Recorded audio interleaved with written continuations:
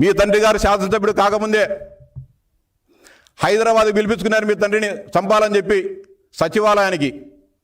ప్రసాద్ అనే ఒక వ్యక్తి, అంటే సచివాలయంలో మైనింగ్ వ్యవహారాలు చూసే ప్రసాద్ అనే వ్యక్తి ఫోన్ చేసినట్లు అప్పుడు ల్యాండ్లైన్లో ట్రంక్ కాల్ చేసి మీ తండ్రిని అక్కడ పిలిపించుకున్నారు.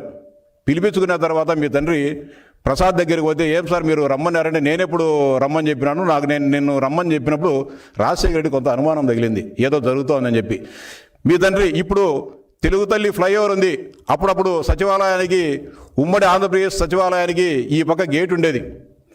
ఆ గేటు ఎదురుగా ఇప్పుడు ప్రస్తుతం మెడినోవా హాస్పిటల్ దగ్గర నుంచి మీ తండ్రి ప్రసాద్ సచివాలయం నుంచి బయటికి నడిచి వచ్చేటప్పుడు తుపాకీతో కాల్చిన విషయం వాస్తవమా కాదా?